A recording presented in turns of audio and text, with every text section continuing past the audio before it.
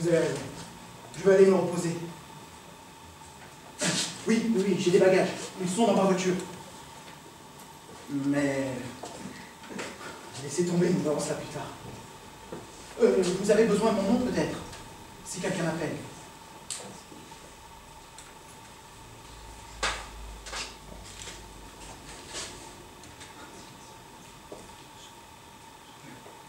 Vous l'avez déjà inscrit?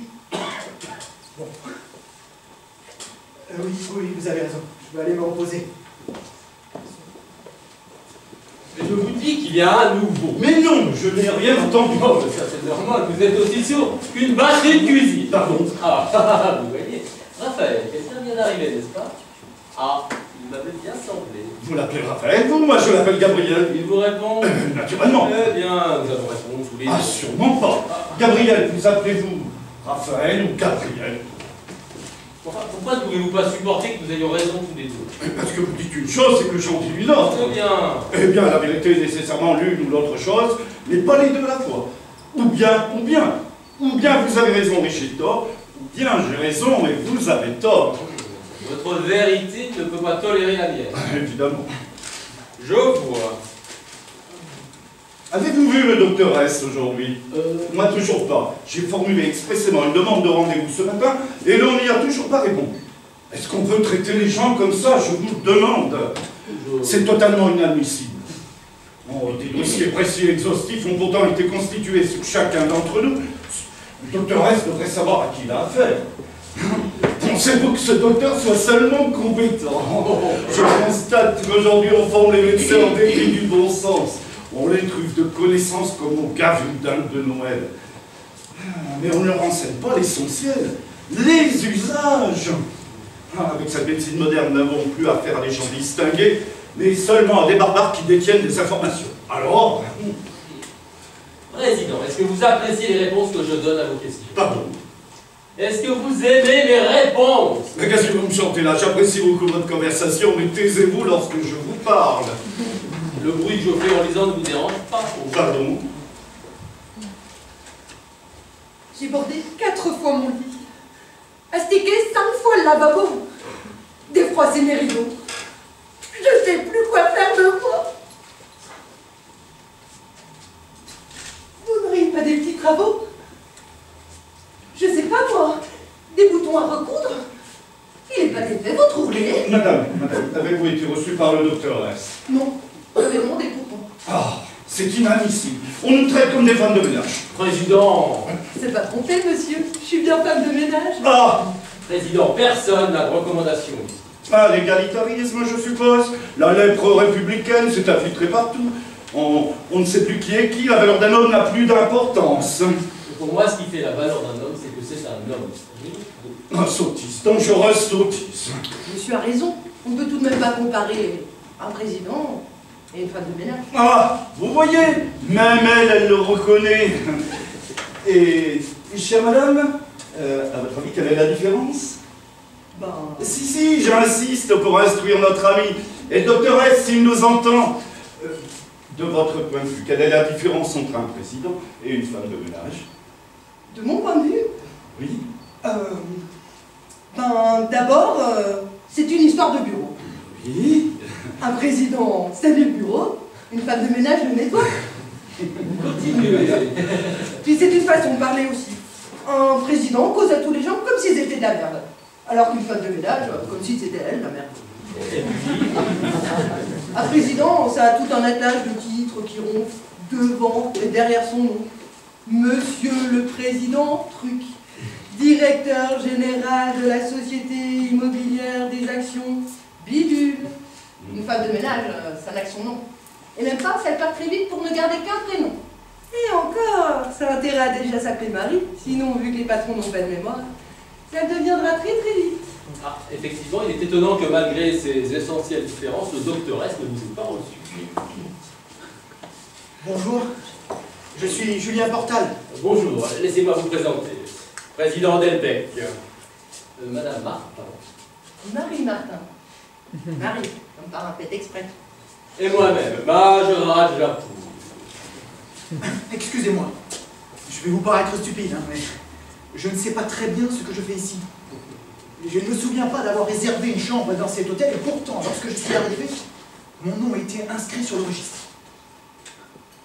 Où est le responsable? Et où sommes-nous exactement? Qu'entendez-vous par exactement?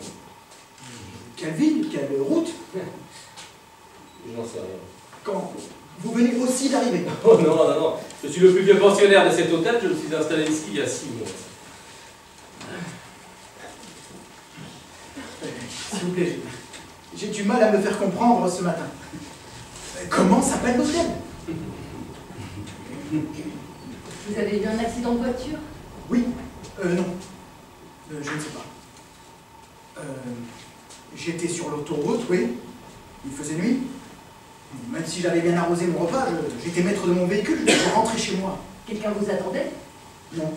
Il faut toujours avoir quelqu'un qui vous attend. Seul moyen d'éviter les accidents. Mais je n'ai pas eu d'accident. Je n'ai pas eu d'accident. Je n'ai pas eu d'accident. J'ai dû me rendre compte que je somnolais lorsque je suis entré me reposer dans ce motel. Un motel?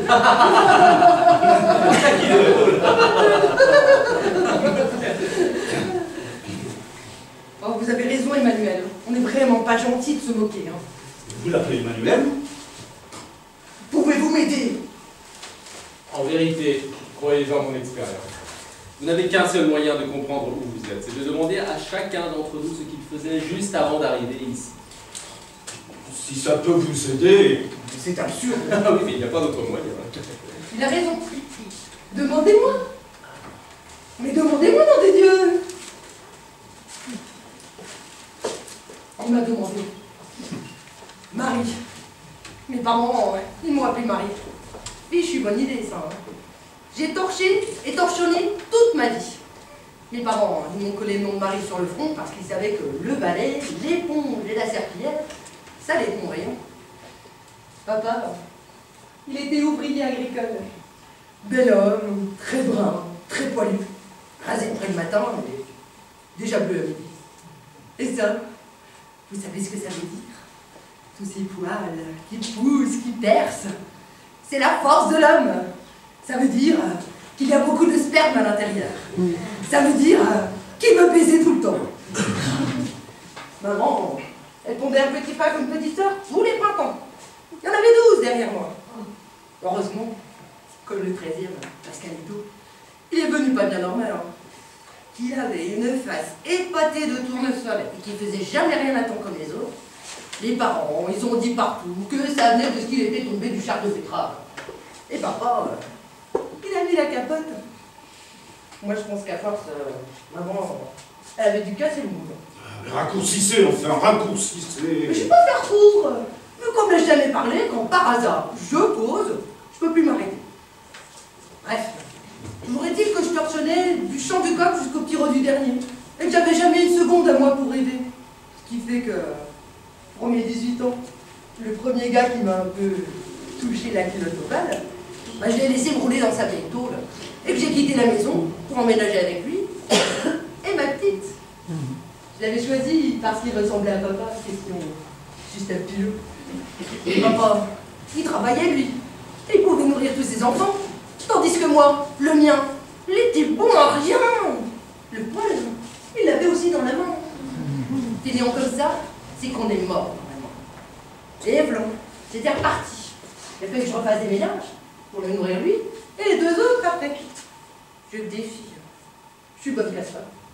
Et en retour, même pas un merci, hein. Rien. Ni un câlin, ni un saute-moi dessus. Rien. Ça non plus, il n'avait pas le courage. Avec un peu de chiennerie. Même si c'est bâclé, ça fait que la femme se sent toujours une femme.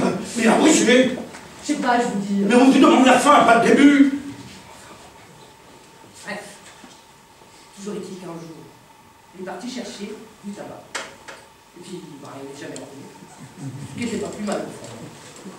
Donc, on m'a pas aimé me sentir plus belle. Enfin, les filles ont grandi. Je sais pas qui a donné ces trois-là. Peut-être de leur grand-père. Toujours est-il qu'elles avaient le feu au cul, que c'était pas imaginable. Qu'elles changeaient d'un plus vite que de culotte, et que j'ai eu tous les problèmes du monde à les mettre en ménage, à leur faire arrêter de courir le saucisson. Il y a un mois, j'ai enfin pris ma retraite anticipée. Toute ma vie, je m'étais dit que mon dernier patron, le dernier jour, je dirais merde. Au lieu de ça, en rangeant mes balais et mes pelles, j'ai été prise de lourdeur. Je me suis mise à frissonner. Et comme ça, au milieu d'un salon qui n'était même pas chez moi, j'ai baldingué les 4 ferrons là sur le tapis. Oh. À l'hôpital, ils ont été très gentils. Oh, j'en revenais pas que ça soit si bien à l'hôpital. Tout propre, tout blanc, sans que ce soit moi qui ai gratté qui torchonne, hein. Des repas préparés, des jeunes gens souriants. Je crois que les plus beaux jours de ma vie, je les aurais passés à l'hôpital. Ils m'ont dit que j'avais le cœur fatigué, usé, anormalement pour mon âge. Ils m'ont prescrit une maison de repos. Quand je suis entrée là, dans un ancien château, la Ferronnière, au milieu d'un parc, avec tout le monde qui faisait attention à moi et qui me servait du « Madame, en veux-tu, en voilà », j'ai eu l'impression d'être devenue une princesse. Je me suis dit qu'ici, enfin, j'étais bien, que j'allais enfin pouvoir réfléchir à tout ce que j'avais pas eu le temps de penser. La vie, la mort, Dieu, tout ça. J'ai eu l'impression que mes yeux et mes poumons se dégageaient, qu'une nouvelle vie allait pouvoir commencer. Ça vibrait autour de moi comme si j'entendais la respiration des choses. Et je me suis dit, ça doit être ça, être heureuse. Et blanc. Et Vlan. J'ai repris une attaque. Et depuis? Je suis là. C'est une clinique ici, ce n'est pas un hôtel? Attendez. À vous, cher président. Je serai bref. Mon dernier souvenir avant de me retrouver ici remonte à avant-hier. Je sortais de chez moi, comme chaque matin, à 8h pétantes. J'ai aperçu un cycliste qui roulait sur le trottoir. C'était un jeune, naturellement. J'ai fait 2 pas, il a agité le gros lot ridicule de son vélo. J'ai pensé, ce petit crétin va s'arrêter, il n'a pas le droit de rouler sur les trottoirs. J'ai fait 2 pas, je me suis senti subitement soulevé, projeté contre un banc. J'ai senti ma tête qui heurtait l'angle de pierre. Voilà! Il venait de la gauche. Évidemment. Oh, vous êtes une victime du règlement. J'ai toujours respecté toutes les lois. C'est ce petit décérébré sur pédale qui ne les a pas suivis. Et vous? Coma diabétique. Où sont les médecins? Les infirmiers? Pourquoi nos chambres ne sont-elles pas équipées d'appareils pour les soins? Mais nous ne nous trouvons pas dans un hôpital. Enfin, nous ne sommes pas aux urgences? Non. Mais réfléchissez. Dans quel couloir êtes-vous? Le couloir A ou le couloir B? Celui-ci? Le couloir V. Mais alors, vous n'avez pas eu d'accident? Mais naturellement, je n'ai pas eu d'accident, c'est ce que je vous disais. Mais qu'est-ce que cela signifie, couloir A et couloir V? Pourquoi un couloir A et un couloir V? Vous allez sans doute rencontrer le docteur S. Attendez, vous me dites que nous ne sommes pas dans un hôpital et cependant il y a un docteur? S. Le docteur S. Je veux le voir immédiatement. Ah, mon cher, on ne rencontre pas le docteur S comme ça. Ça, il suffit même de le vouloir pour ne pas le trouver. Mais vous êtes sûr de ne pas vous être balancé exprès contre votre platane? Mais quelle platane? De quoi parlez-vous? Ah, vraiment, après tout ce que nous nous sommes dit, vous ne comprenez pas? Coma, crise cardiaque, accident de la route, vous ne faites pas le rapport entre nos derniers souvenirs?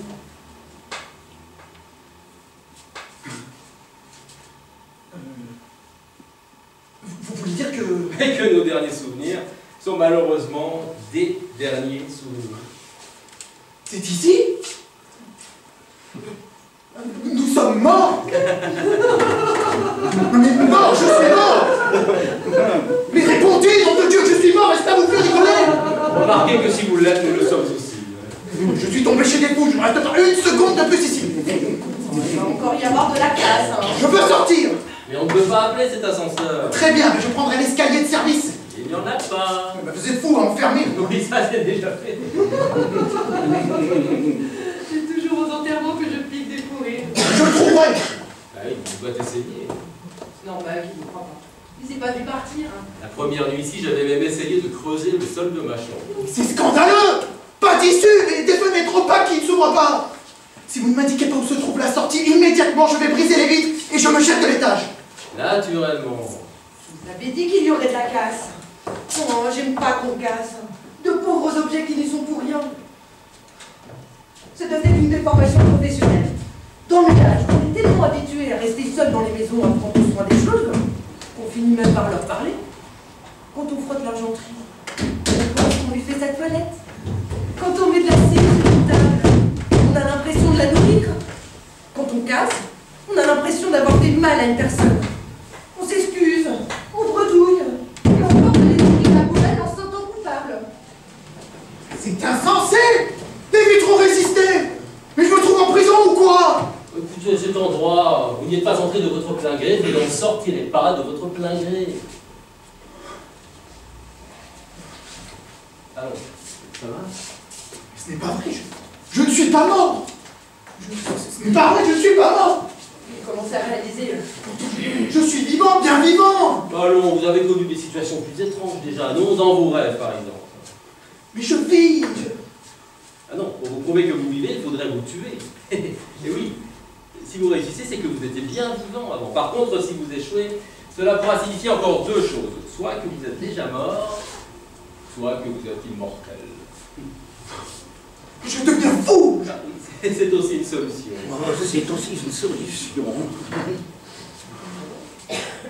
Ah, le docteur S va venir. J'avais pris rendez-vous.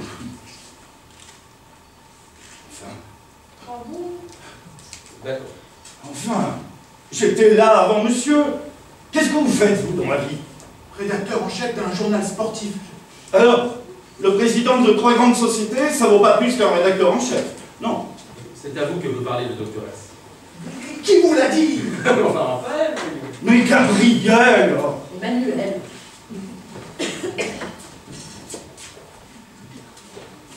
Julien Portal. Oui. Bonjour, je suis le docteur S. Avez-vous peur? Un peu. Avez-vous compris où vous vous trouvez? Dites-moi que ce n'est pas vrai. À 200 à l'heure, vous êtes sorti de la route pour percuter un arbre. Je n'en ai aucun souvenir. Naturellement, vous dormiez. Laissez-moi consulter votre dossier. Un arbre? J'ai fini écrasé contre un arbre. Heureusement que j'étais seul. Un bon point pour vous.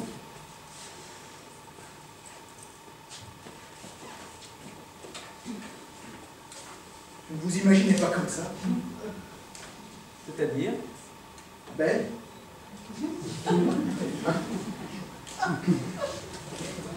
40 ans, né dans une famille aisée, bonnes études, pas de grosses opérations chirurgicales, aucune maladie grave, Je suis un mort en bonne santé. diverses tentatives professionnelles. Une certaine instabilité vous fait quitter vos places au bout de 2 mois. Pas marié, Vous m'acceptez quand même? mais je ne vous juge pas. Je fais votre bilan. Si j'avais pu imaginer que ma mort aurait du péchant. Vous essayez de me séduire. Qu'est-ce qu'on gagne? Qu'est-ce qu'on perd? Ne prenez pas ces manières avec moi. Votre dossier mentionne que vous avez couru frénétiquement les femmes. Elle court vite. Vous encore plus. Vous courriez derrière et puis devant, une fois que vous les aviez eues. Vous les avez toutes abandonnées. Est-on coupable de prendre très vite conscience qu'un couple n'a pas d'avenir? Rapide en tout. Mais je ne suis jamais tombé sur la femme qui m'aurait rendu fidèle. Oh, comme si ça dépendait d'elle. J'ai beaucoup fait jouir. J'ai beaucoup fait pleurer. C'est le même lot. La plupart des femmes que j'ai rencontrées ne cherchaient pas l'amour, mais des histoires d'amour. Et de quoi parlons-nous là? Vous n'allez pas me noter. Vous n'allez pas me faire croire que ça existe, cette vieille légende de paradis, d'enfer, des âmes qu'on pèse et du jugement dernier. Je refuse que vous me condamniez. Je suis mort. Est-ce que ce n'est pas suffisant? Vous vous trompez complètement. D'abord, je suis le docteur S. Ensuite, vous n'êtes pas mort. Quoi? Évidemment. Oh, je le savais bien.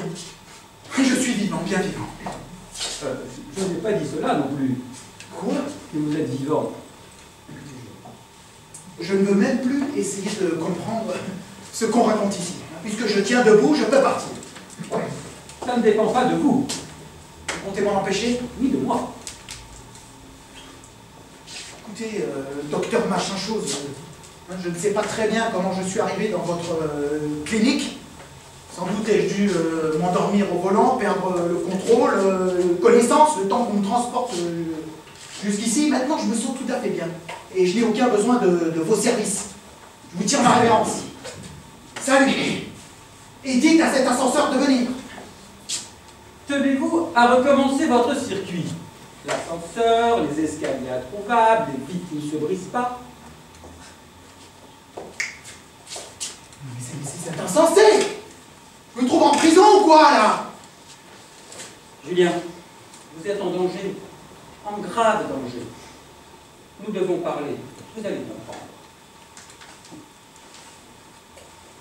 Il y a moins d'une heure, votre voiture, lancée à 200 à l'heure, est entrée dans un arbre.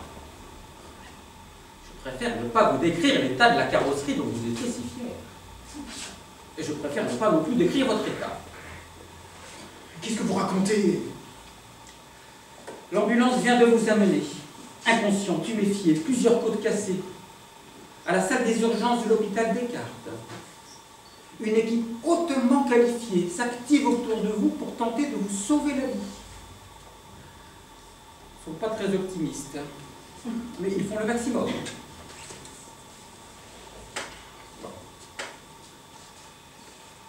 Tous les hommes et les femmes qui occupent une chambre ici sont en train sur la terre de vivre des heures cruciales, veillés par des médecins ou leurs familles, infiltrés de tuyaux et d'électrodes. Ils sont dans ce que là-bas vous appelez le coma, c'est-à-dire entre la vie et la mort. C'est-à-dire ici. Et c'est ici que vous devrez attendre, à l'hôtel des deux mondes. Ici, votre corps est délivré des douleurs que vous subissez là-bas. Je ne vous crois pas. Vous voulez me faire gober que mon corps est ailleurs? Avez-vous mal à votre cheville? Vous étiez pourtant fait une terrible entorse il y a 2 jours. Vous étiez très enflé. Vous ne pouviez même plus marcher. Souffrez-vous en ce moment? Vous voyez, votre corps de chair et de nerfs, votre corps vulnéré, est actuellement en salle de réanimation. Et vous êtes ici pour attendre. Mais attendre quoi? Mais que votre sort se règle. Soit on vous sauve et l'ascenseur vous redescendra sur terre, soit on échoue à vous réanimer et l'ascenseur vous mènera vers le haut. Là-haut? C'est assez de nouvelles pour le moment. La mort? Ce que vous appelez la mort. Plus rien. La suppression de cette vie-ci. Mon travail consiste à vous donner les informations nécessaires pour organiser votre passage. Qu'est-ce que ça signifie? Qui vous emploie? Et couloir A, couloir B, ça signifie quoi? Comment? Vous n'avez pas deviné? Couloir A pour accidenté, couloir B pour volontaire. Autrement dit, les suicidés. Vous vous êtes trompé. Vous m'avez placé dans le couloir B. Je ne me suis pas suicidé, j'ai eu un accident. Ah oui. Mais je ne me suis pas jeté volontairement contre cet arbre. Ah oui. Monsieur Portal, non seulement tout à l'heure vous aviez de l'alcool dans votre sang, mais cela fait des années que vous buvez. Ah, vous avez essayé d'autres drogues, plus douces, plus rares, plus violentes. Mais l'alcool a toujours été ce qui vous a le mieux permis de vous fuir. Vos affaires périclitaient, vous en moquiez perdument, et depuis des mois vous aviez largué de la mare. Vous filiez visiblement à votre perte. Alors comprenez bien, Julien Portal, que le matin où on vous trouve, plein comme une bouteille écrasée à 200 à l'heure contre un arbre, on conclut que c'est un suicide. Un suicide long et programmé depuis longtemps. Un non-suicide? Moi? Oui, l'alcool, le suicide des lâches. Maintenant, je vous prie de m'excuser, je n'ai pas que vous comme patient.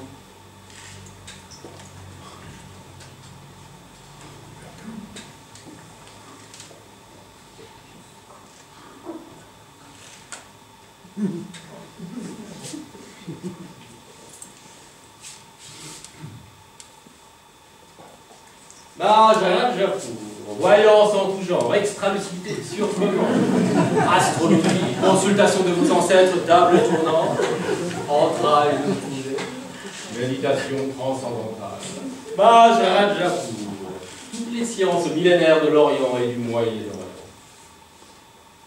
Bon, évidemment, mon premier nom était Marcel. Marcel Bellouche. Quand des chromosomes et des ovules peuvent-ils à ce point se tromper? Hein?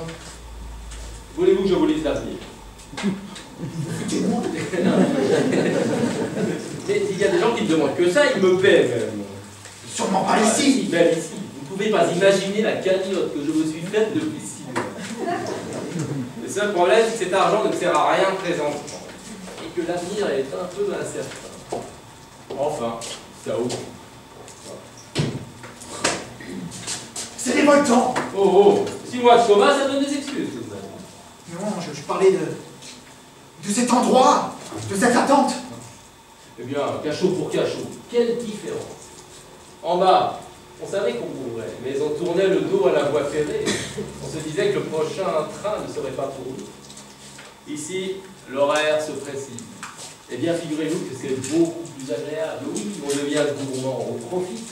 Maintenant, je me délecte de chaque moment comme d'un bonbon. Je le déplie, je le savoure. Comment peut-on se distraire ici? Justement, voici ce qui change tout. Ici, on ne se distrait pas, on s'occupe. D'abord, on rencontre un tas de monde. Si vous avez la chance de rester longtemps en service de réanimation, vous constatez que ça défile. Tous les jours, ça entre, ça sort. Et puis nous papotons, là. Ça veut dire que j'existe, que vous aussi. Et que se tissent entre nous des rapports humains. C'est charmant, non? Mais à quoi bon? Où cela vous mène-t-il d'entretenir des rapports humains avec des gens que vous ne reverrez sans doute jamais? Ah, eh bien, si vous n'aimez fréquenter que ce qui dure, allez parler aux pierres, aux roches, aux montagnes. Mais je doute qu'elle vous adresse simplement la parole. Touchez. Voyez comme la vie peut être amusante. Oh, pardon. Voyez comme le coma peut être gai. Je suis déprimé, j'ai toujours été déprimé. Un enfant gâté, peut-être. Vous me méprisez? Oh, mais pas du tout. Je suis ravi que les riches aient aussi des problèmes. Je ne comptais pas vous faire pitié. Le manque d'appétit, c'est peut-être le pire des maux. N'être repu, avoir la bouche pleine avant d'avoir parlé, recevoir des baisers avant de les avoir demandés, ça rend pas très combatif. Nous, les mal partis, ce qui nous rend le monde appétissant, c'est qu'il est plein de choses que nous n'avons pas. La vie est belle que parce qu'elle est un peu au-dessus de nos moyens. Vous m'avez compris. Par contre, ce que vous n'avez pas compris, c'est que pour vous, pour nous, les ventres pleins comme les ventres vides, la vie est toujours au-dessus de nos moyens. Pardon? Parce qu'elle ne nous appartient pas. Il faut qu'on me la retire pour que j'en voie le prix. Ça a toujours été le problème du paradis. Paradis, ça ne s'écrit qu'après la pancarte sortie. Non, non, non, non, c'est pas possible. J'ai vraiment un grelot à la place du cerveau. Depuis hier, je me dis que maintenant, il serait temps que je pense à des choses importantes, profondes. Au lieu de ça, je fais une fixette sur le mur de ma chambre et une tâche que j'arrive pas à faire partir. Est-ce que tout le monde ici est aussi conne que moi? Ah, ça se discute. J'ai bien que ces crânes trop étroits pour laisser entrer les grandes pensées. Mais tout de même, moi je suis juste assez intelligente pour être mal à l'aise. Nous sommes tous comme ça. Non, pas ceux qui ont fait des études, ceux qui réfléchissent. Et qu'est-ce qu'ils servent de plus? Ben, je sais pas, quand ils savent, ils savent. Et quand ils savent pas, ils savent qu'ils ne savent pas. Ils pataugent pas comme moi. Si j'avais droit à un deuxième tour, c'est ça que je ferais. Philosophe. Marie Martin, philosophe, première classe. Mais être philosophe, est-ce que ça empêche de mourir? Non, mais ça doit aider à vivre. Peut-être qu'il y a un jardin? Votre avis, qu'est-ce qu'il y a là? Mais rien.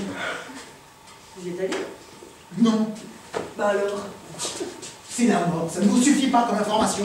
Ah non, vu que j'ai encore jamais été morte, la mort c'est le genre de bazar qu'on connaît pas du tout. Ou juste par ouï dire, et encore par l'oreille gauche, vu que personne n'en est revenu. Vous qui faisiez des tables tournantes, ils vous disaient bien des choses, les morts. Ah, mais bien sûr. Quoi, par exemple? Oh, qu'ils détestaient leur belle-mère, qu'ils étaient amoureux de leur secrétaire, qu'ils avaient raté leur vie, qu'ils reprendraient bien le crochet, le tricot, le rugby, des idioties. Rien d'autre. Bah, être mort ne vous rend pas plus sage. J'aurais cru. Enfin, tout de même, vous causez. Ça veut dire qu'ils existaient. Enfin, je veux dire que d'une manière, ils n'étaient pas morts. Parfois, effectivement, j'entendais des voix, des mots font une affaire.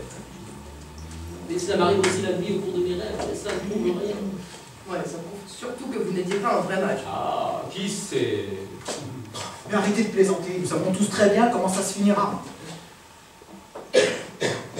Marie, est-ce que vous avez des souvenirs d'avant votre naissance? Non. Après votre mort, ce sera pareil. C'est-à-dire rien? Rien, absolument rien, le néant. Minute. Entre-temps, entre avant moi et après moi, il s'est passé quelque chose. Moi, Oui, j'ai existé. oui, un match a eu lieu. Un match qui aurait dû ne pas avoir lieu, mais qui a eu lieu quand même.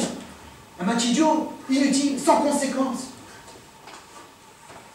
L'humanité n'est qu'une partie qui finit toujours mal, à laquelle je n'ai pas demandé à participer. Vous dites ça parce que vous pensez qu'il n'y a rien. Évidemment. Si j'avais été moins effrayé par l'idée du néant, je me serais sans doute plus accroché aux choses, aux gens aussi. Lorsque j'entamais un projet, je songeais tout de suite à quoi bon investir du temps, de l'énergie pour faire de la poussière. Et lorsqu'une femme me criait « Je t'aimerai toujours », je songeais encore à la poussière. Et quand vous pensiez? Oh, Marie, oui. Quoi? Vous n'avez pas envie de lui poser la question, vous? Ah, si, je vais jouer. Répondez à la question que les mages ne peuvent pas vous poser parce qu'il est bien élevé. Et quand vous gonflez? Et quand vous... Chut, là aussi, poussière? Non, pas du tout. Avec les femmes, c'est même ce que je faisais de mieux. Ouais, forcément, ça ne dure pas bien longtemps. Oh, Marie. Même en marchant dans la rue. Je ne croyais pas à la réalité. Je voyais passer des manteaux, des chapeaux, des chaussures. Les humains, je les vidais de leur substance. Je voyais déjà le squelette. Je songeais que tout disparaîtrait un jour.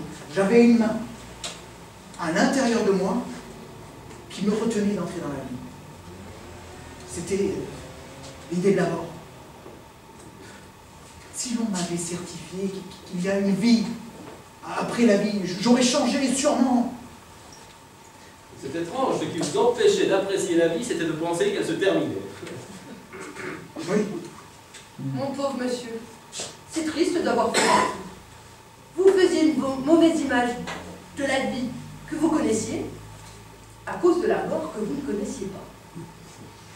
L'ombre faisait de l'ombre à la lumière. Je le vois. Vous avez fait le tour de tout sans être allé nulle part.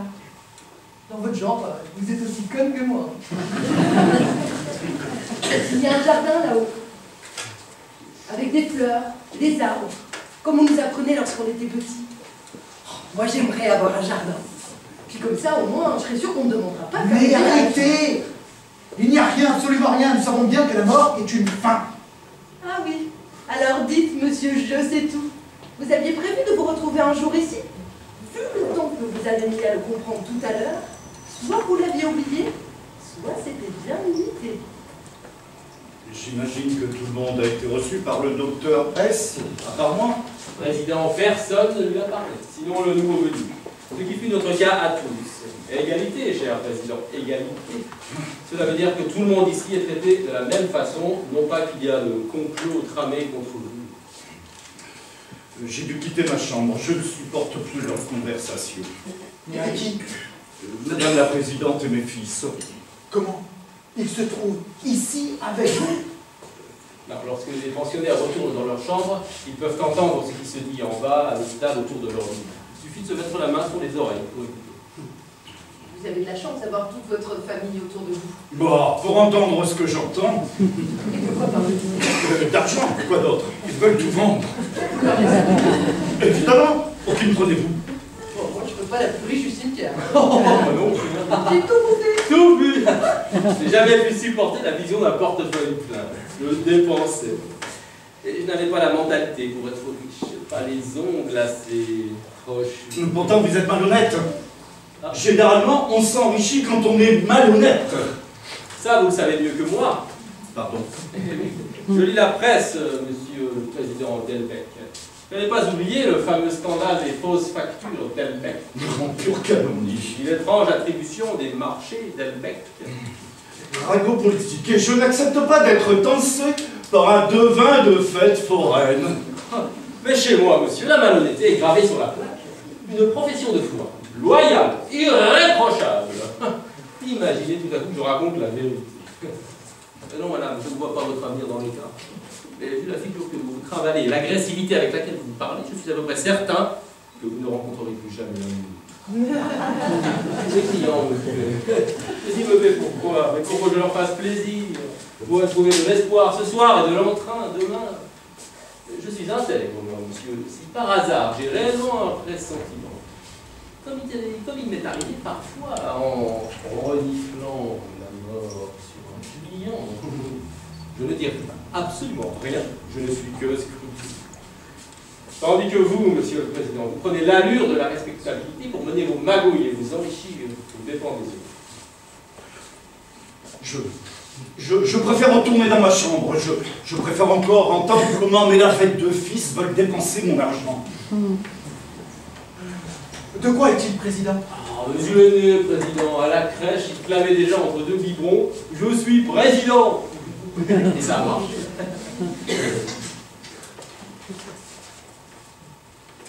Doctoresse, donnez-moi mes nouvelles. Je vous en donnerai lorsque j'en aurai, Madame Martin. Pour l'instant, votre état reste stationnaire. Excusez-moi. Stationnaire. Ça veut dire que je ne bouge pas. Je fais la planche. L'arrêt de tuyau. Je rôtis lentement. Je me maintiens dans le pire. Allons, du courage, regardez-moi. Ça fait 6 mois. Alors, 6 mois comme ça, je ne tiendrai pas. Faudra qu'on me débranche. C'est pas utile que je reste plus longtemps à temps.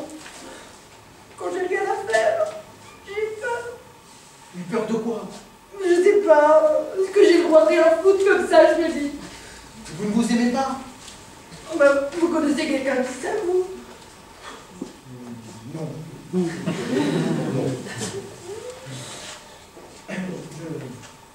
Je suis sûr que vous avez donné beaucoup d'amour à vos filles. Naturellement, c'est dans la nature ces choses-là. J'aurais pu en donner plus de l'amour hein, s'il y avait plus de monde qu'en avait voulu. Ça vient de moi aussi. Je suis meilleure avec les petits qu'avec les grands. Avec les grands, je suis pétrifiée. Je sais plus. J'ai l'impression qu'ils vont se rendre compte. De quoi? Que je suis pas bien intéressante. Mais qui vous a dit que vous n'étiez pas intéressante? Je sais pas, mais on m'a jamais dit le contraire non plus. C'est ça qui m'a manqué. Une petite gentillesse par-ci, par-là. Je ne peux pas dire que j'ai poussé au compliment. Non. Il faut absolument que j'arrête ça.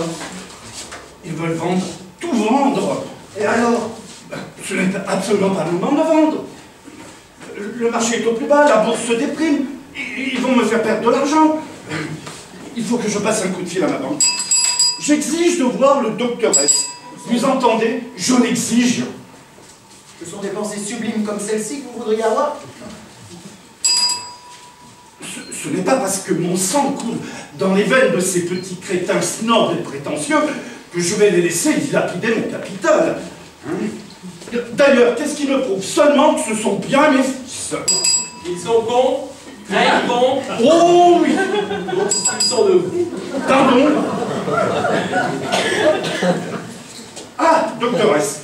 Docteur S, je vous ai sonné. Vous ne me sonnez pas, monsieur. Mais j'exige. Vous n'avez rien à exiger. Je vous parlerai lorsque votre tour sera venu.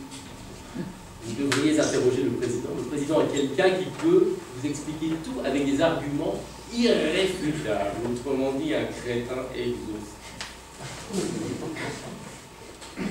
Monsieur le Président, venez parmi nous. Peut-être allez-vous pouvoir nous aider. Nous nous demandions ce qu'il se passerait après la mort. Eh bien quoi, vous n'avez pas eu d'éducation religieuse, vous n'avez donc rien appris. Rien. Vous monterez directement au ciel et là, vous serez jugé en fonction de vos mérites respectifs. N'importe quel enfant vous dirait ça, mes petits-fils en tout cas. Et vous? Je m'y suis préparé. Vous ne craignez pas ce moment-là? Je m'y suis préparé. Vous avez la conscience sans tâche? Absolument. Et vous me dites ma bouille d'argent, président. Vous ne craignez pas qu'au moment du jugement... Il faudrait l'éprouver, monsieur. Écoutez, le secret bancaire suisse ou luxembourgeois, je ne crois pas que là-haut ce soit très respecté. 40 ans de trafic, de fausses factures... Pécadille. Vous vous pardonnez? Il se pardonne. Il me pardonne. C'est extraordinaire. J'ai longtemps cru que les personnes qui se confessaient développaient une grande conscience morale. Au lieu de ça, je m'aperçois que certaines se confessent comme on vomi, pour se décharger et puis recommencer. Que se passe-t-il? Un d'entre nous va partir. Mais où? En haut ou en bas? On apprend qu'au dernier moment dans l'ascenseur. Pouvez-vous me laisser seul?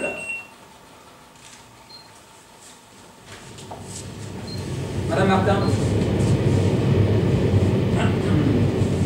voulez-vous bien rester avec moi? C'est mon tour.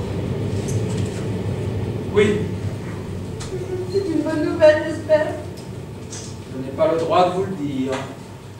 Bonne nouvelle. Bonne nouvelle? Je vais vous conduire à l'ascenseur. Oui, il faut m'aider. Parce que j'ai le cœur un petit peu fragile. C'est Ah. amusant, n'est-ce pas, d'avoir le cœur si fatigué? C'est la seule chose dont je ne me sois jamais vraiment servi. Ne craignez rien. Puis c'est pas fatigué qu'il faudrait dire dans mon cœur. C'est rouillé. Adieu, Madame Martin. Adieu, docteur. Et bonne continuation.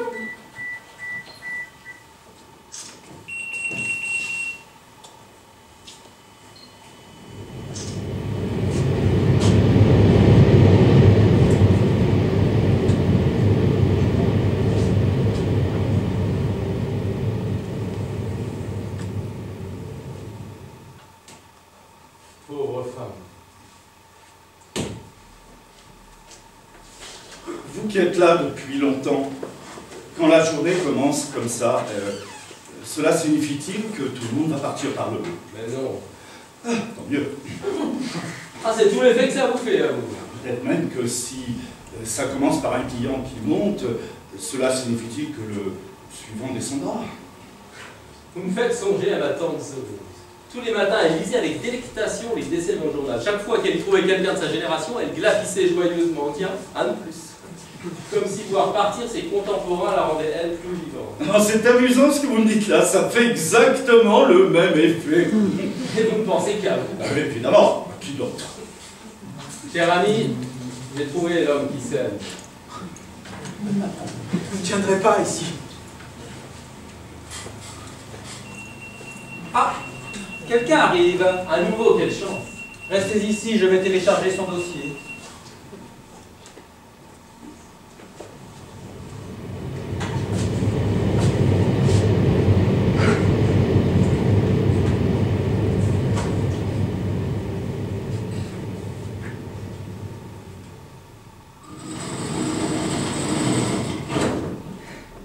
Bonjour. Bonjour, n'ayez pas peur. Pourquoi voulez-vous que j'ai peur?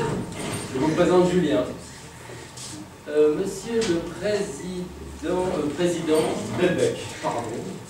Delbecq! Et moi-même, Maj Rajapur. Je suis ravie d'être ici. Vous croyez-vous être de l'heureux? Le simple fait de pouvoir marcher normalement, sans appareil, sans douleur, sans crispation, suffit à me renseigner. Et puis être débarrassé de tous ces tuyaux, ces sondes, ces cathéters, j'ai envie de danser. La pauvre enfant, j'ai peur qu'elle croie être morte. Bonjour Laura. Bonjour, doctoresse. Comment? Vous vous connaissez? Oui, Laura a déjà fait un séjour ici. J'ai même failli en faire deux. La première fois, au moment où j'ai perdu connaissance, j'ai quitté mon corps et emprunté le couloir en spirale. J'étais légère, et je montais en rotation comme aspirée vers une lumière que je distinguais mal. Seulement, je suis redescendue juste avant d'arriver au palier éblouissant. Eh oui, ça avait été qu'un ouf épanouissement. Oui, la deuxième fois, j'ai passé 3 jours ici, cette fois-ci. Nous verrons. Êtes-vous gravement malade? La santé n'est pas mon fort. Laura, pouvons-nous aller dans votre chambre? Oh non, Laura, je dois vous dire des choses très confidentielles. la santé n'a rien de confidentiel. Ma santé n'a rien de confidentiel. Depuis l'enfance, je suis habituée à ce qu'on en parle, qu'on tienne des conférences autour de mon lit ou de mon fauteuil. Laura, s'il vous plaît, allons dans votre chambre. Non, qu'avez-vous à m'apprendre? Que mon cœur ne bat presque plus? Qu'il est note de s'arrêter maintenant si on ne me greffe pas immédiatement? Je le sais déjà. Que je défends de la bonne volonté du hasard. Qu'il faut que quelqu'un meure rapidement, brusquement, proprement pour que je lui vole son cœur? Je le sais aussi. Vous n'avez pas changé.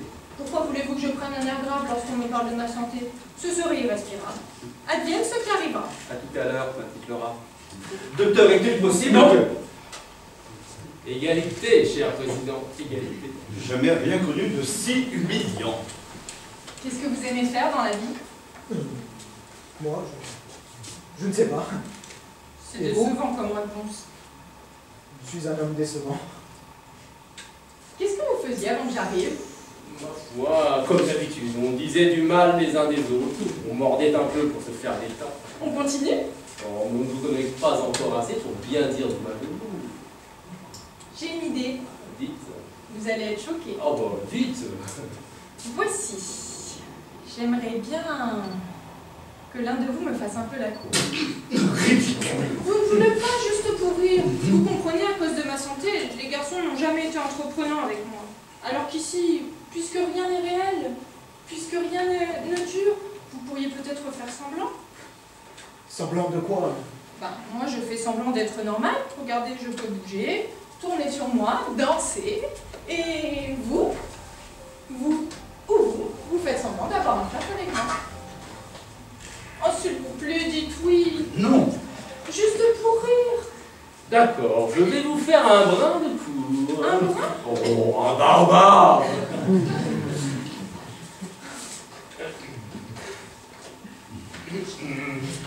Faites-le, j'ai la nette impression qu'elle préférerait un brin de votre cour à mon baobab.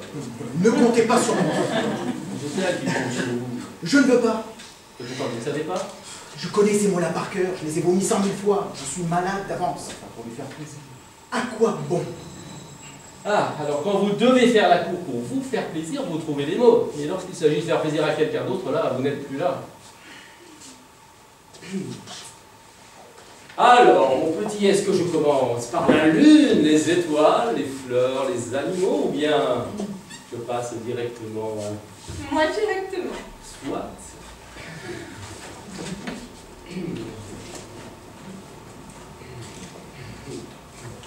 Comme vous l'animez bien.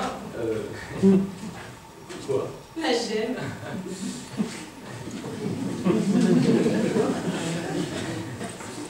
Ah oui, c'est bien.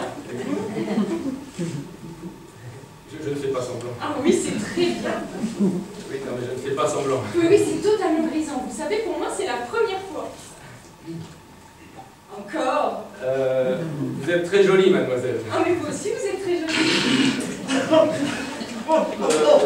Vous n'avez rien d'autre à faire ailleurs.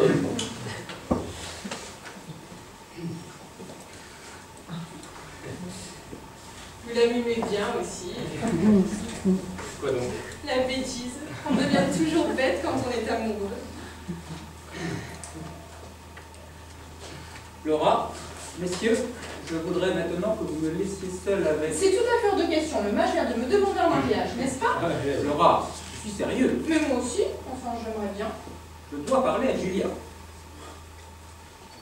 Vous avez bien fait de refuser ce jeu. Sur Terre, je serais sans doute tombée folle amoureuse de vous. Julien. Julien. Julien. Vous venez d'entrer en salle d'opération et l'équipe détecte plusieurs hémorragies internes. Que je vais m'en remettre. Ils font tout pour. Mais vous passez un moment très difficile. Pourquoi me dites-vous cela? Pour ne pas vous cacher. Comment? C'est tout? C'est assez, non?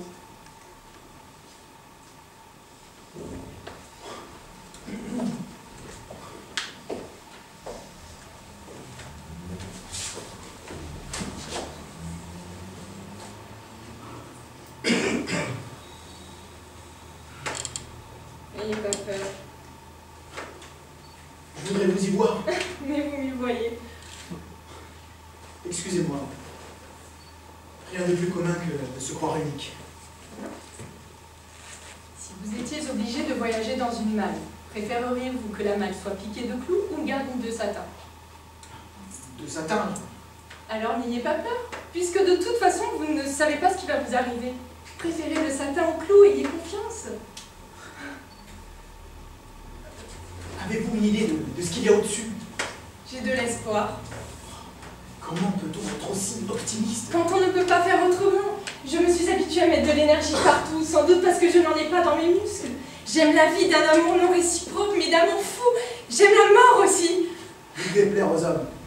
Non, je leur fais peur aux hommes.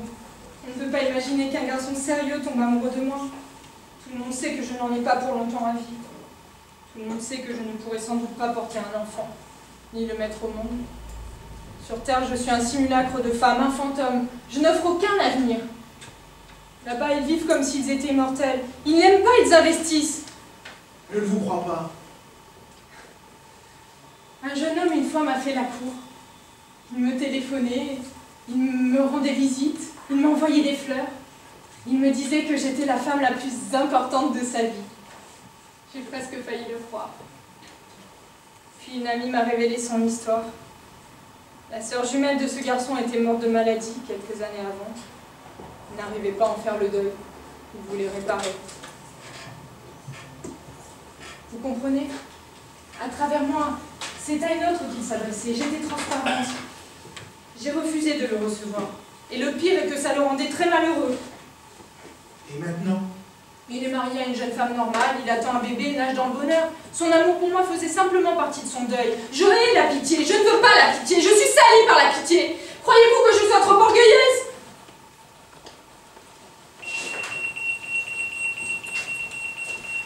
Julien, Moi? c'est votre tour.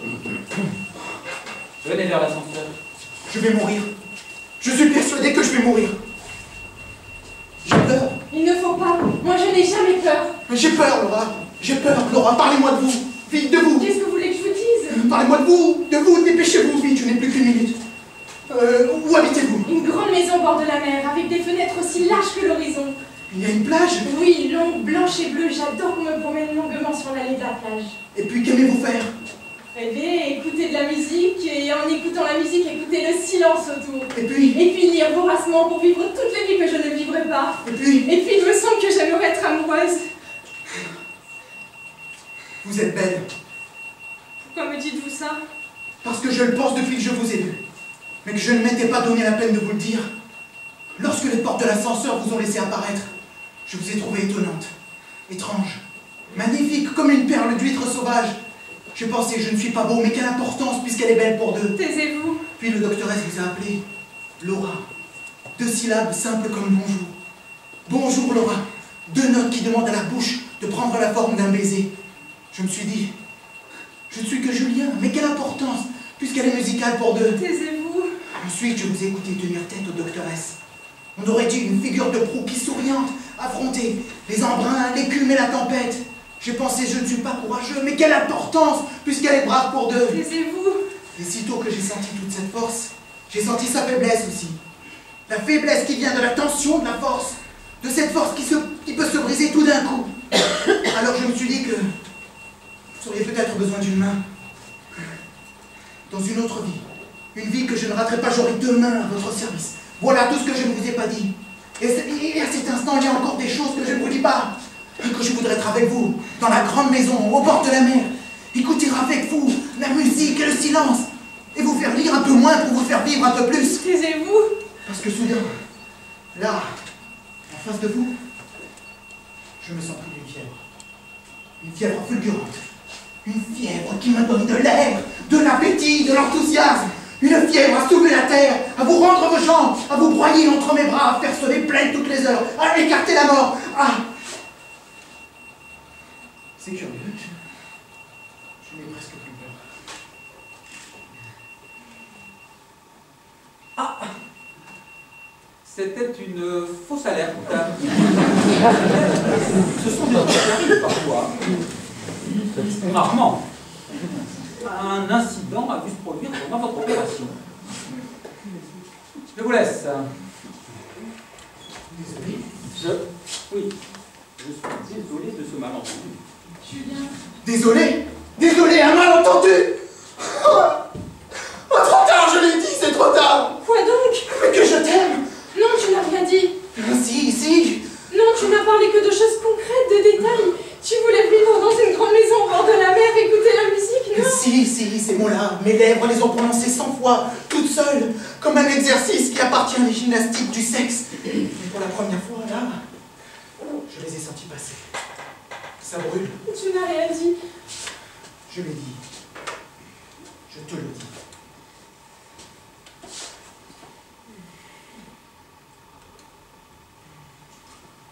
Tu n'as pas pitié, n'est-ce pas? Pas une seconde. C'est injuste. Jusqu'ici, je n'avais jamais eu peur. Maintenant, j'ai si peur. Peur de quoi? Peur de te perdre! Julien, je sais ce qui s'est passé pendant votre opération. Je vous laisse. Ne me le prenez pas. Julien, je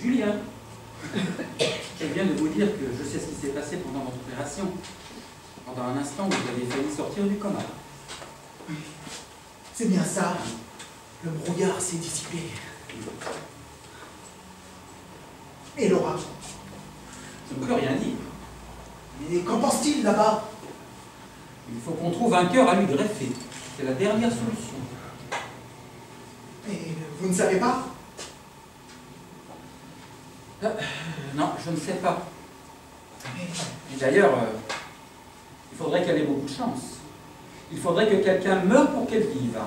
Et quelqu'un qu'on amène à l'hôpital Saint-Louis, et cela dans les heures qui viennent. Et vous ne savez rien? Non. Je ne sais pas qui va mourir maintenant ou demain.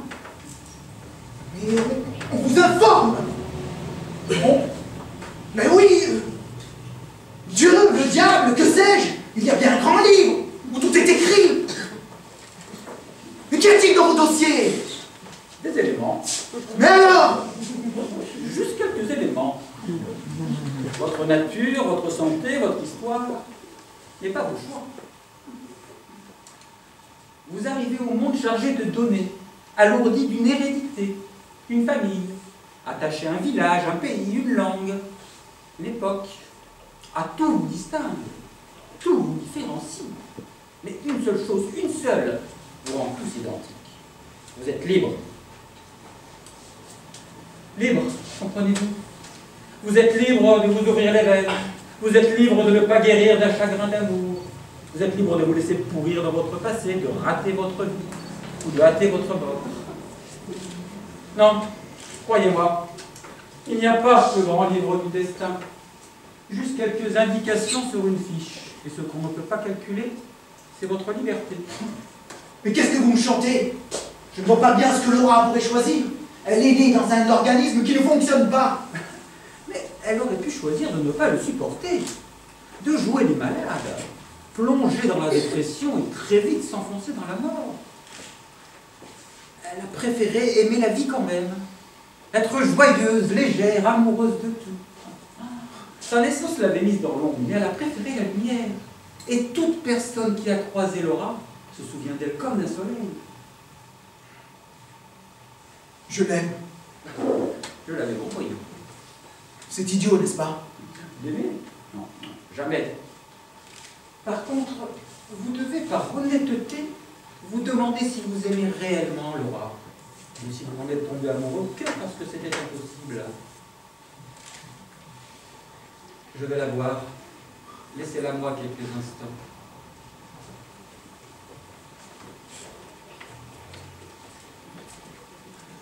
Naturellement, le docteur S s'en va lorsque j'arrive.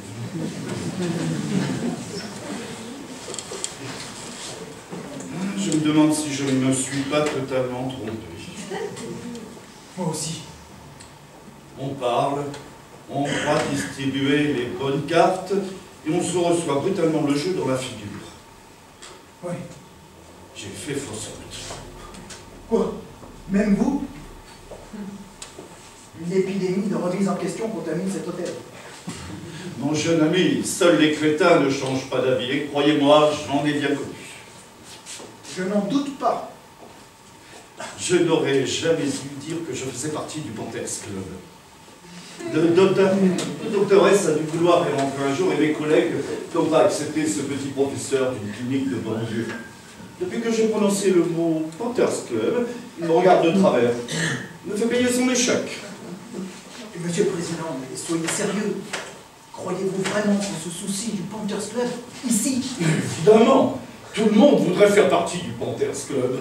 Je ne connais personne qui n'ait fait un jour des pieds et des mains pour entrer au Panthers Club. Monsieur le Président, je n'ai jamais rêvé d'entrer au Panthers Club. Oh, Jamais. Et je n'en rêverai jamais. j'y suis, vous préférez au Paris Club. Oh, mais non. Je vous dis que le docteur S s'est définitivement fermé depuis que je me suis réclamé du Panthers Club. Mais Monsieur le Président, avez-vous compris ce que fait le docteur S du matin au soir? Diriger les êtres humains vers la vie ou la mort, passer les destins. Non, vous avez cru à la théorie de sauvage Rajapour sur l'endroit où nous nous trouvons? Un lieu entre le ciel et la terre, où nous attendrions que notre sort se décide, vivre ou mourir. Oui, Dans l'ascenseur, un hôtel entre deux mondes. Quelle naïveté. Pourtant, lorsque je suis arrivé, j'ai cru que vous aussi... Je fais semblant. L'enturbané le croit, les pensionnaires le croient, le docteur S les laisse croire pour continuer son petit travail. Moi-même, je ferai semblant jusqu'au bout, il ne faut pas les contrarier. Où sommes-nous, selon vous? Dans un asile d'aliénés. C'est évident, il n'y a que des forces. Et qu'est-ce que vous y faites? L'erreur des pillages. Après ma chute, l'ambulance qui m'a transporté a dû se tromper de service. C'est ce que je me suis expliqué depuis 2 jours au docteur S. Et comment expliquez-vous que je ne souffre plus de mon entorse? Oh, Que Laura puisse tourner, virer, elle qui d'ordinaire ne se déplace qu'en fauteuil? Oh, les pouvoirs dont tout suggestion. Et que dans votre chambre, vous entendiez converser votre épouse et vos fils? Ah, en effet, ça c'est étrange. Mais il doit y avoir une explication. Mais l'explication, c'est justement ce que vous niez! Allons, mon jeune ami, soyons sérieux, un tel endroit est totalement impossible. Ce n'est mentionné nulle part. Si vous aviez fait vos études religieuses, vous le sauriez tout comme moi. Nous montons directement devant Dieu. Peut-être que votre Dieu n'est qu'à l'étape suivante. Oh, ineptie, ce n'est pas dans les textes. Mais regardez bien autour de vous! Cet ascenseur, cette réception, ces fauteuils! Tout ça n'existe pas, je suis formel. Tout ça n'existe pas. Moi non plus, je n'existe pas! Évidemment, je suis formel. Mais comment pouvez-vous passer à côté des choses et des gens sans même les voir? Comment faut-il vous conjuguer la réalité? Mais très simplement, mon cher ami, c'est une question d'éducation. Cela s'appelle avoir des convictions. Finalement, vous êtes plus sûr de vos convictions que de ce que vous voyez. Évidemment, lorsque quelque chose nous échappe, à quoi devons-nous nous accrocher? À nos convictions. Convictions, toujours les convictions. Et la réalité? Écoutez, jeune ami, le chemin est obscur, confus, brouillé. C'est pour ça que nous avons nos convictions, comme un bâton et une lanterne pour nous conduire. Sinon, à quoi cela servirait-il? Vous raisonnez trop. Et vous raisonnez comme un tambour. Ça sonne parce que c'est creux. Pardon? C'est creux. Calme-fleur, il m'étonne pas que vous préfériez l'audace. Quel dommage que vous n'ayez pas été là la dernière fois. J'espère que vous allez rester longtemps parmi nous. Je l'espère aussi.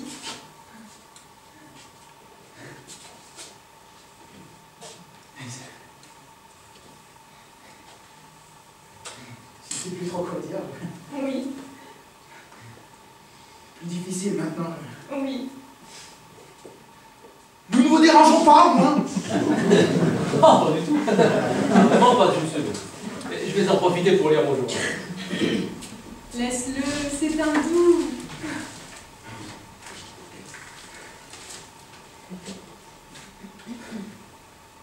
C'est un amour sans avenir. L'avenir ne compte pas. Tu as raison.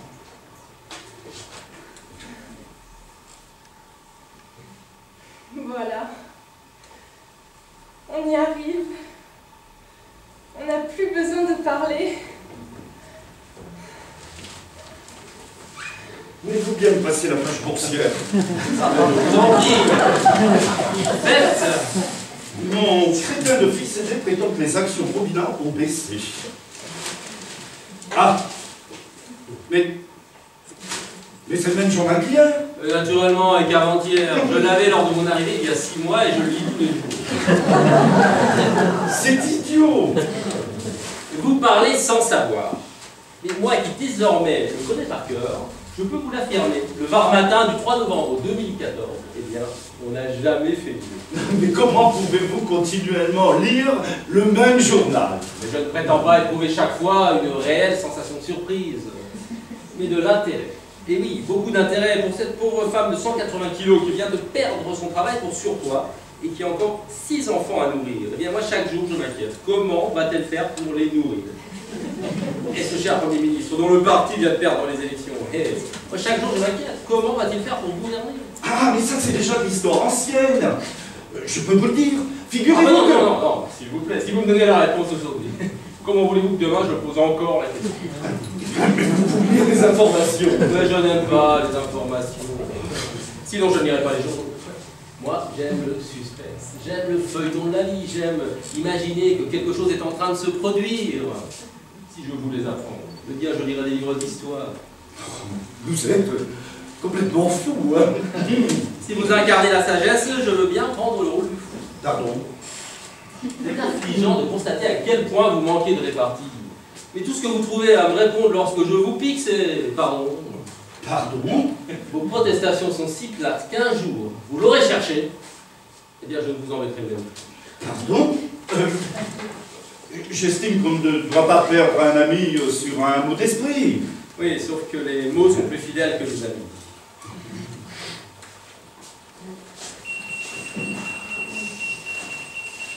Monsieur le Président, c'est votre tour. Ah! Enfin! Il était plus que temps de mettre fin à cette erreur scandaleuse. Monsieur le Président, comprenez bien que je n'ai ni le droit ni le devoir de vous traiter différemment des autres. Non plus que je n'ai l'opportunité de hâter quoi que ce soit. Très bien, très bien. Maintenant que tout est arrangé, n'en parlons plus. J'étais pressé, c'est tout. Je dois rentrer à la maison, mettre les pendules à l'heure. Bien, j'espère que votre séjour de réflexion ici vous aura été profitable, cher Président. Oh oui! J'ai l'intention de refaire mon testament. Je laisserai le minimum à la présidente, je déshériterai mes fils et je créerai une fondation qui portera mon nom. La fondation Delbecq, et qui aura pour charge d'honorer ma mémoire. Très bien, très bien. Voulez-vous bien prendre place dans l'ascenseur, Monsieur le Président? Dites, si vous voulez, je peux vous épauler pour entrer au Panthers Club. Ils n'ont rien à me refuser, ils ont des ascenseurs à me renvoyer. Alors c'est lui, je vous parraine? Le docteur préfère l'otarisme. Hein? Je m'en doutais. L'otarisme, mais c'est un repère de terroristes. Mais où m'emmenez-vous? Mais vous n'avez pas le droit. Mais laissez-moi sortir, je vous dénoncerai. À l'aide!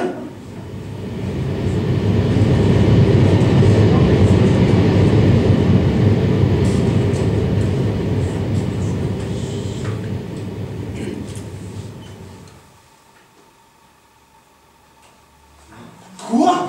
Non. Il y retourne, ne dites-moi que c'est pas vrai. Le président a droit à un second tour. Il s'est remis de son choc. Le Président jouit d'une très bonne santé. Forcément, il n'y a pas de vraie santé sans égoïsme. N'oubliez pas qu'il ne s'est fait renverser que par un vélo. Donnez-moi l'adresse du cycliste que je lui achète un tank.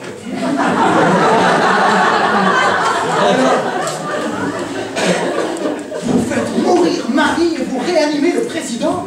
Mais ça n'a aucun rapport. La mort n'est ni un châtiment, ni une récompense. Chacun de vous voit dans sa mort une affaire personnelle. C'est ridicule. Nul n'y échappe. Pour parler votre langage, je dirais que je n'ai jamais vu quelqu'un qui méritait de mourir. Ah oui, vous ne recevez jamais d'assassin? Généralement, il meurt de mort violente. Et pour le président, il n'est pas encore l'heure. Et pour ma fille à 20 ans, il était l'heure. Nous en avons déjà parlé. Vous savez très bien ce que j'en pense. À 10 ans, 20 ans, 80 ou 100 ans, c'est toujours la même vie qu'on perd. Excusez-moi.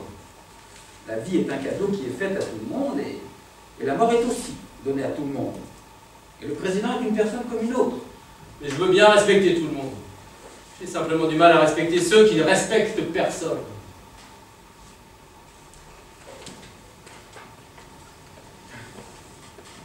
Votre fille, vous aviez une fille. Moi? Non.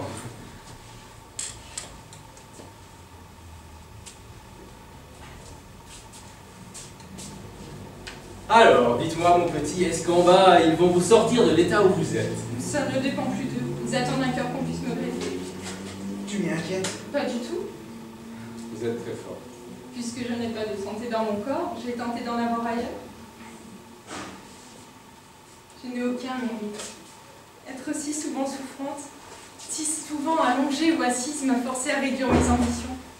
Puisque je ne peux pas me promener une seule flamme m'enivre autant qu'une journée de promenade dans des jardins de roses.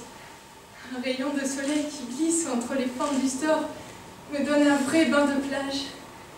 Je le laisse descendre sur moi, chauffer mon cou, s'égarer sur mon épaule, sur ma poitrine, où il me rend plus lourde l'étoffe du corsage. J'ai froid lorsqu'il s'écarte et va se planter définitivement sur la plinthe. Le bruit de la pluie et des orages sur les toits m'a fait parcourir toutes les mers du globe, découvrir la tempête, le bateau frappé par les flots, la récompense d'une côte griardoise au matin lorsque tout s'est apaisé. En fait, le bonheur est au creux de la main. Il suffit de rester immobile, de devenir amnésique, oublier tout de la veille et du lendemain. Un grand bonheur n'est composé que de toutes petites choses.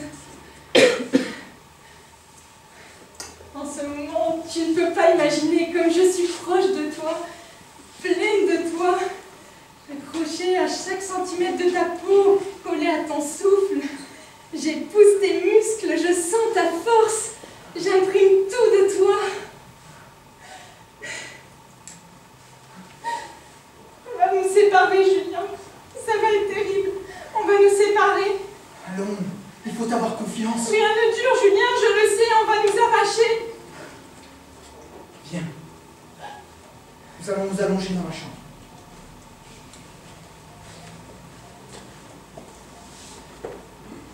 Ah, tiens les anges, dites-moi voir, est-ce que vous aussi vous avez des histoires d'amour?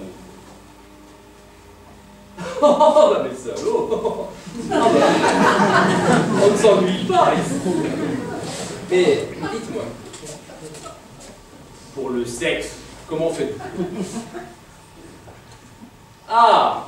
Mais il y a une justice au monde. Bon, on en reparlera de ces soirs, si vous voulez.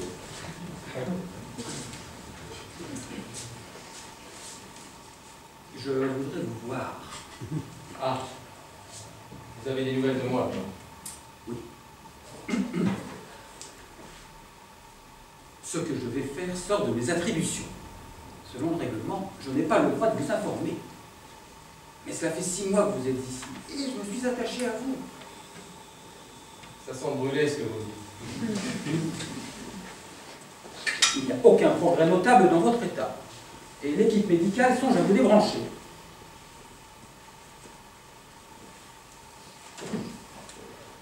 Je suis désolé. C'est un rude coup. Ah bah vous pouvez le dire. Me faire débrancher comme un séchoir à cheveux. Je n'avais pas vraiment réalisé que j'étais tombé si bas. Que ma vie ne tenait qu'à un fil, dans une prise à la merci d'un infirmier qui s'y prendrait les pieds. J'attends-t-il la permission? Mais ça c'est trop fort, mais qui peut la leur donner? Votre neveu, c'est le seul parent qui vous reste. Mon Dieu, ce petit morveux qui avait toujours des coulées jaunâtres sous le nez. Eh bien, j'espère qu'il se souviendra de tous les bonbons à la fraise que je lui ai achetés. Pour l'instant, il ne le trouve pas. Il n'arrive pas à le joindre. Le cher petit finit ses études aux États-Unis. Et c'est grand, les États-Unis. Ne vous faites pas de faux espoirs. Ils le contacteront. Et vous ne sortirez pas de ce coma. J'ai compris. Un instant, docteur. J'ai quelque chose à vous demander, mais je voudrais être certain que vous me répondrez. Alors c'est déjà non. Accordez-moi une seconde. Je voudrais que quoi qu'il arrive, Laura et moi nous fassions le même trajet dans l'ascenseur. Vous comprenez? Que nous retournions ensemble sur Terre ou que nous partions ensemble là-haut. Alors, vous n'avez plus peur? Je n'ai plus peur que d'une chose, la perdre. Croyez-vous qu'il y ait quelque chose là-haut? Avant, le hasard me suffisait pour expliquer un univers qui m'écœurait. Un brassage, une mixture de molécules. Oui, ce devait être ça, la recette de cette mauvaise soupe. Et lorsque je regarde Laura, des molécules qui se culbutent au hasard auraient créé Laura. Les chocs qui font les graviers et la fumée seraient responsables de la beauté de Laura, de l'esprit de Laura, du sourire de Laura. Que vous aimiez la vie, tant mieux. Mais n'avez-vous pas peur de la mort? Moi, Un Dieu qui vous fait être peut aussi être un Dieu qui vous fait disparaître. à quoi bon être une fois, si ce n'est pour être toujours? C'est déjà bien que des choses le soient. Pourquoi voudriez-vous qu'elles durent? Là où je voyais de l'obscurité, je veux voir une promesse de lumière. Et tout cela, vous le devez à Laura?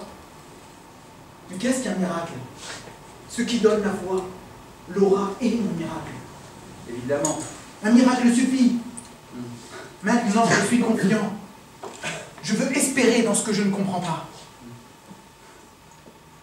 Laissez-nous partir ensemble.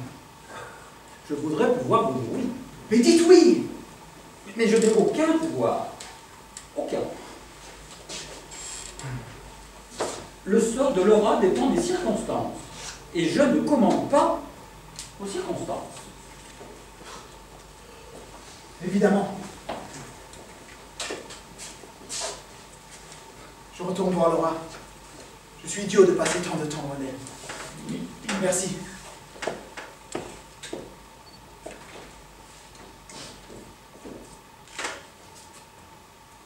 Prenez du métier. S'occuper des autres, gagner leur confiance et puis subitement leur avouer qu'on n'a aucun pouvoir. Vous me plaisez, docteur. Au début, vous trouvez un mot. Je vous en voulais de ne même pas nous donner de réponse. Vous ne vouliez pas de réponse, vous vouliez vous nourrir d'illusions. Eh oui, des convictions. Comme le président, des convictions. Même les convictions négatives valaient mieux qu'un doute. Et puis après, vous avez appris à vous contenter d'hypothèses. Comme c'est bon, jouer avec les hypothèses, comme avec les billes, c'est ça.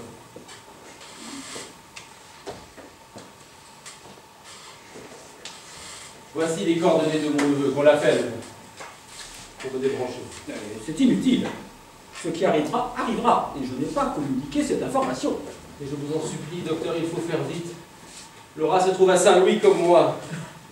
La manœuvre est toute simple, il suffit d'arracher un fil, de prendre un petit morceau de chair à l'intérieur de la poitrine, et puis de descendre à l'étage en dessous. Vous me demandez quelque chose d'interdit. Enfin, n'en avez-vous pas assez de voir défiler les gens ici, les voir prendre conscience de tout ce qu'ils ont raté ou réussi, et puis hop, tout cela ne sert à rien. Cela ne vous lasse pas que le destin soit une loterie, que le brassage soit le seul critère. Enfin, pourquoi ce grand silence de Dieu? Dieu est-il lui-même dans le coma? Et pourquoi ne répond-il pas? Dieu est en état de choc? Eh bien, ranimez-le, vous faites quelque chose. Depuis des siècles, on parle de lui à son chevet, bien qu'il se réveille. Ou bien s'il s'en fout vraiment, s'il roupit définitivement, remplacez-le, vous jouez la providence. Ne soyez pas naïfs. La providence. Que l'univers tienne compte de vos mérites. Que le bon soit récompensé et le mauvais châtié. Mais une justice, même une justice injuste, même un Dieu terriblement arbitraire, ça voudrait dire qu'il y a un ordre, une pensée, une volonté, quelque chose qui ressemble à de l'homme au-dessus de vous. Au lieu de cela, la vie n'est que ce qu'elle est, depuis toujours. Sourde, aveugle, indifférente. Et la matière se fout de votre courage et de votre dignité. Oui, mais la volonté, la vôtre. Mais vous séjournez dans l'endroit du monde où la volonté est la moins présente. Bon, d'accord, l'ordre de la matière suit ses propres lois. Mais est-ce qu'une fois, une seule fois, vous ne voudriez pas mettre volontairement un petit grain de sable différent dans la machine indifférente? Un petit grain de sable, un tout petit grain de sable, simplement humain, pour en finir avec le hasard.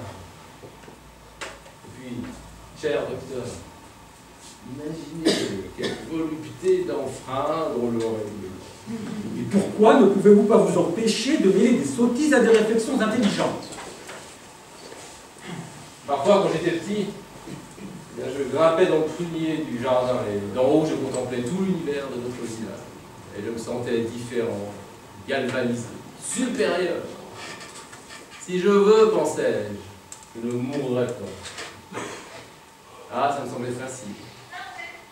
D'autant plus facile que sur le moment, il n'y avait rien à faire. Plus tard, j'ai fini par saisir que je n'y échapperais pas.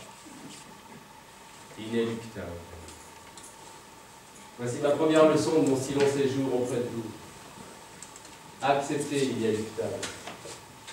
Et bien maintenant, je voudrais qu'on se serve de moi pour faire vivre la petite. Mon cœur battra à la place du sien. J'aurais fait le cadeau de ma mort. Voici, cher docteur, ma deuxième leçon ici. Aimer l'inéluctable.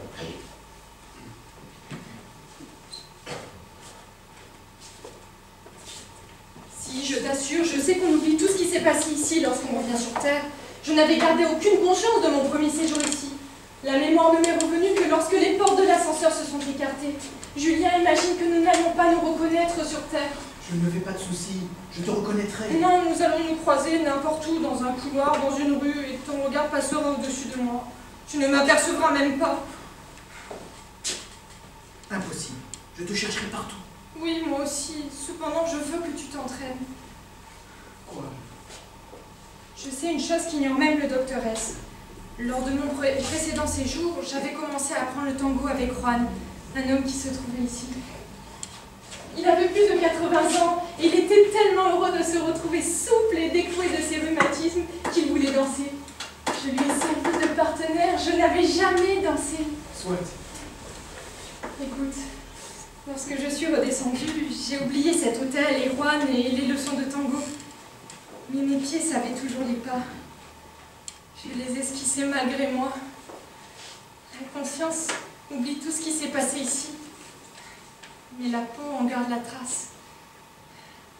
Nous devons nous entraîner. Je veux être certaine que nos corps se reconnaissent. Si tes mains ne sentent pas ça, ce n'est pas moi. Je t'aime. Sans mes cheveux. Un parfum d'herbe fraîchement coupée et une odeur de poire. Si tu ne sens pas ça, ce n'est pas moi. Je t'aime. Regarde mes yeux. Des fils verts et violets. Combien? Je ne sais pas, il y en a plus de 1000. S'il y en a moins de 1000, ce n'est pas moi. Je t'aime. Embrasse-moi. Rassure-toi, je n'oublierai pas. Je suis idiote. Tu vas me chercher dans des tas de femmes qui ne seront pas moi. Et lorsqu'elles te souriront toutes. Tu leur parleras, tu leur feras la cour. Tu les embrasseras. Je vais obtenir le contraire de ce que je cherche. Non, il faut vite trouver autre chose. Je vais t'apprendre un code. Un code secret.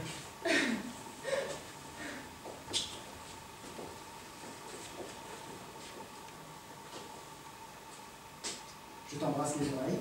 1, 2.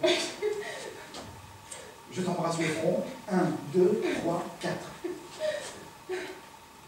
Je t'embrasse les yeux. 1, 2, 3, 4, 5 et 6. Je t'embrasse les lèvres.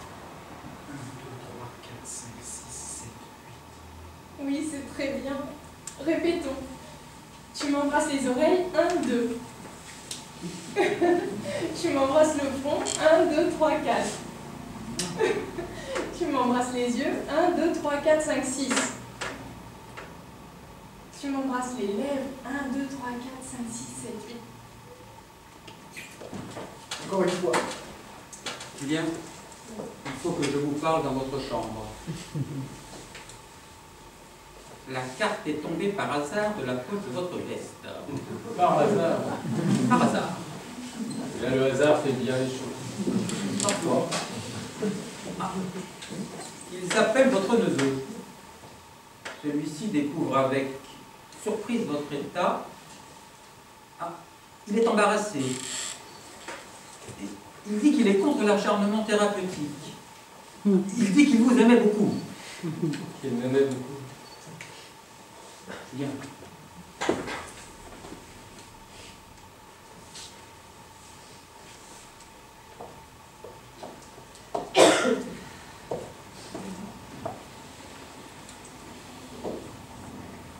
Vous ne vous sentez pas bien? Si. Vous savez, autrefois j'avais une fille. Elle vous ressemblait. Les mêmes petits yeux ironiques, la même impertinence dans le profil, les mêmes cheveux lourds, soigneux, comme de la bonne santé qui ruisselle. Quand je la regardais, je la trouvais tellement belle, tellement femme, que je me disais, mais c'est pas possible, elle n'a pas pu venir de toi. À l'époque, j'étais représentant de commerce. Des journées de voyage, des nuits d'hôtel interchangeables, des clients qui claquaient la porte au nez. Mais au fond des ténèbres, j'avais ma veilleuse, ma lumière, ma fille. Et mes affaires sont devenues bien meilleures. J'ai décroché des gros contrats à l'outre-Atlantique.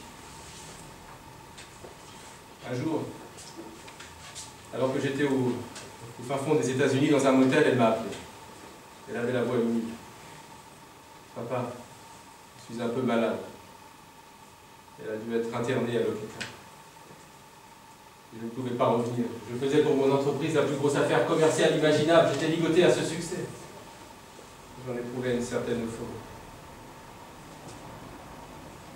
Je sentais au téléphone sa voix toujours plus faible.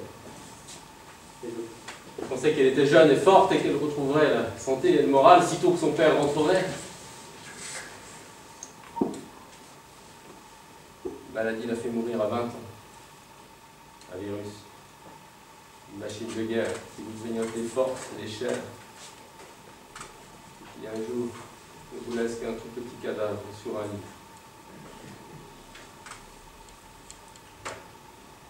Je suis arrivé trop tard, juste après.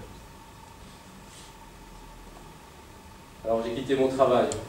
Je voulais qu'elle me parle, qu'elle n'ait pas disparu. Alors j'ai fait tourner les tables, briller les boules de cristal. Et je n'ai découvert que Lucie. C'est comme ça que je suis devenu le mage Rajab. Toujours coiffé de ce fichu turban d'opérette qui m'a d'abord servi de dragon pour m'empêcher de hurler de douleur. Vous savez, les souvenirs que l'on garde d'un enfant mort sont comme enfermés dans un sanctuaire. Ils n'ont pas la même étoffe que les autres souvenirs. Infroissables, intouchables. Je n'ai rien su faire pour elle. Vous ne pouviez pas. Elle n'était même pas là. Vous ne pouviez pas. Je me sentais coupable, j'aurais voulu réparer. Réparer? On ne répare pas? Si. Un jour, je l'ai fait pour quelqu'un d'autre. Vraiment? Ce jour-là a dû être merveilleux. Merveilleux. Je vous aime bien. Tout le monde ici se moque un peu de vous, mais moi je vous aime bien. Merci.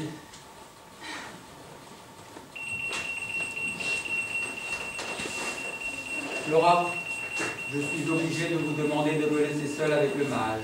Bien, docteur. À tout à l'heure? À tout à l'heure.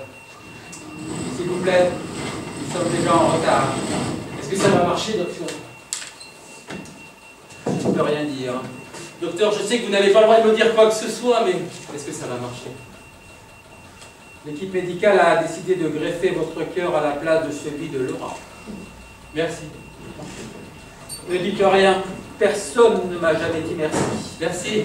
Surtout en partant vers le haut.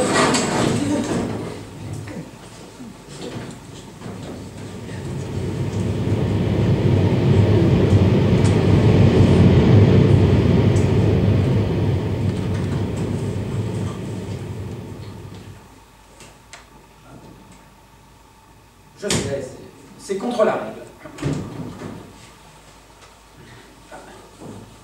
Allez vite chercher Laura. Laura, c'est votre tour. Non, non, pas déjà. S'il vous plaît, Laura, nous sommes déjà en retard. Non, pas encore. Et le mage, j'aurais voulu embrasser le mage. Confiance, mon ami, confiance. 1, 2, tu m'embrasses les oreilles. 1, 2, 3, 4, tu m'embrasses le front. 1, 2, 3, 4, 5, 6, tu m'embrasses les yeux. 1, 2, 3, 4, 5, 6, 7, 8, tu m'embrasses les lèvres. Julien!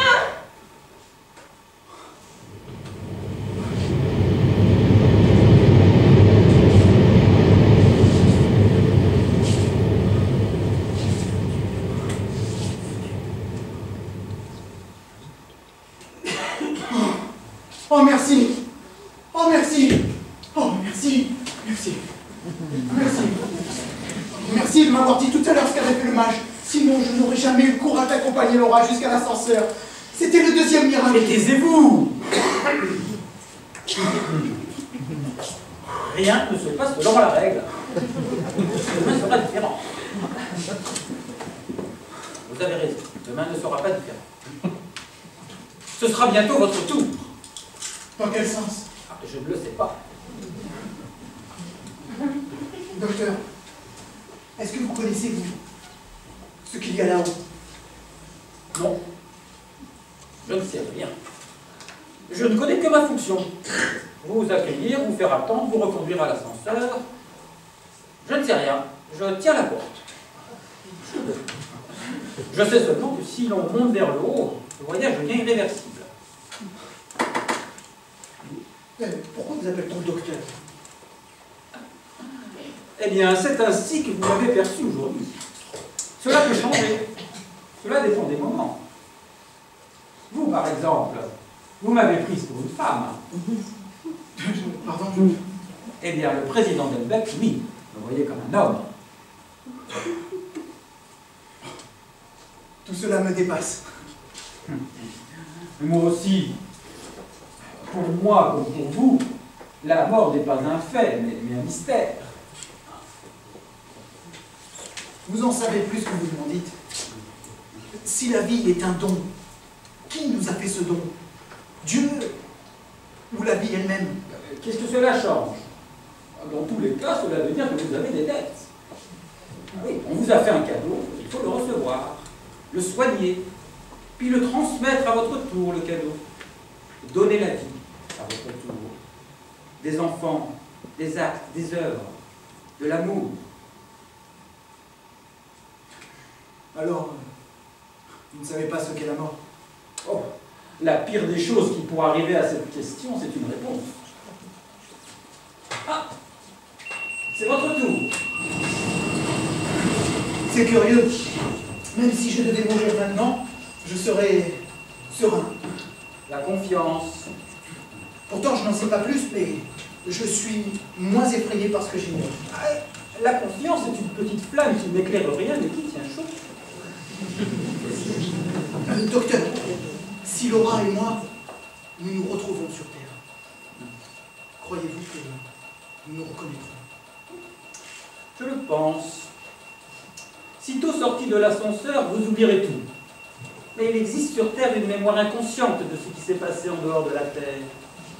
Une mémoire profonde, tapie dans les replis de l'esprit, et qui se réactive au premier regard que deux individus s'adressent, et qui les fait se reconnaître. C'est cela qu'on appelle le coup de foudre.